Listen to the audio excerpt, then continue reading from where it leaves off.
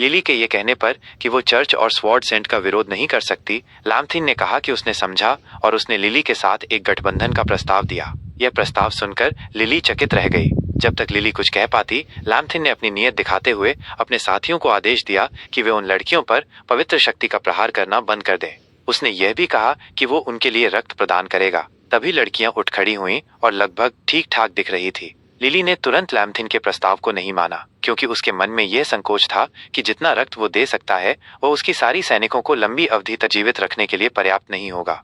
लैम्थिन मुस्कुराया और बोला, कुछ प्राचीन ग्रंथों में यह लिखा है कि मानव शरीर में किडनी वृक्क रक्त की तत्वों को नियंत्रित करती है, लेकिन कुछ राक्षसी प्रजातियों के साथ रक्त और उसकी तत्वता केवल जीवन की ऊर्जा का स्रोत नहीं होते, बल्कि ये मानव रक्त का स्थान भी ले सकते हैं। ये उनके जीवन को बनाए रखने में मदद करते हैं या कभी कभी उनकी शक्ति भी बढ़ा देते हैं।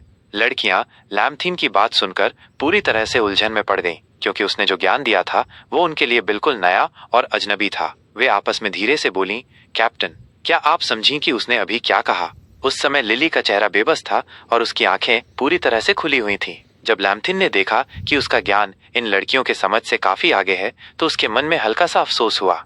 लैम्थिन थोड़ा सा शर्मिंदा महसूस करने लगा, क्योंकि उसका ज्ञान लड़कियों के समझ से काफी आगे था। उसने हल्की सी खांसी की और समझाने लगा, कहा जाता है कि एक राक्षसी प्रजाति होती है, लस्टफुल घोस्ट, जिन्होंने कई सालों पहले ये पाया कि रक्त तत्व में एक विशेष शक्ति होती है। तब से उन्होंने रक्त तत्व को जीवन के प्रमुख स्रोत के रूप में स्वीकार कर लिया। मरने या लूटने की जरूरत नहीं होती, बस उन्हें अपने शिकार से रक्त तत्व चुरा लेना होता है, जो उनकी ऊर्जा और शक्ति बनाए रखता है। इस मोड़ पर लैम्थिन ने गर्व से कहा, हमारे गोबलिन्स सब कुछ की कमी से जूझ सकते हैं, पर कभी रक्त पीने की कमी नहीं होगी।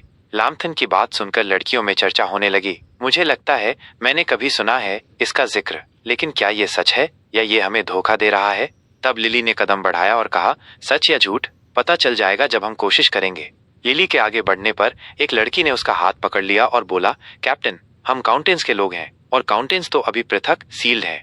क्या हमें उसका इंतजार नहीं करना चाहिए? क्या ये सब कुछ ज्यादा नहीं हो रहा? लेकिन लिली की आंखों में एक दृढ़ता थी। उसने तय कर लिया था कि इस विधि को जरूर आजमाना चाहिए। लिली सोचने लगी, सदियों में मेरे कितने ही साथी इस तरह मर गए। अगर ये तरीका सच निकला तो हमें न दर्द सहना पड़ेगा, न अपनी जान खतरे में डालनी पड़ेगी। इसके बाद लड़कियां और लैम्थिन एक एकांत स्थल पर गए। वो जगह अजीब और मधुर कराहटों से भर गई।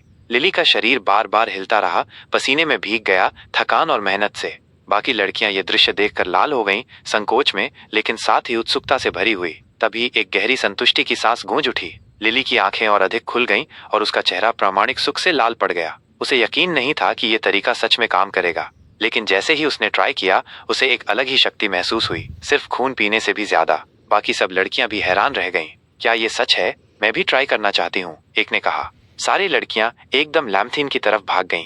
उस गुफा में वैसे भी बहुत सारे ताकतवर गोबलिन्स थे, इसलिए लैम्थिन कुछ कर भी नहीं पाया। उसे सब लड़कियों का एक साथ सामना करना पड़ा। जैसे ही सब कुछ खत्म हुआ, लैम्थिन बिल्कुल थक गया था। उसके हाथ पैर जैसे सुन्न हो गए थे। एल्फ रानी मुस्कुराई और बोली, थैंक यू कैप्टन, इतनी मेहनत करने के लिए। लैम्थिन ने एक गहरी सांस ली और बोला, ये वैम्पायर लड़कियां तो सच में बहुत भूखी थीं।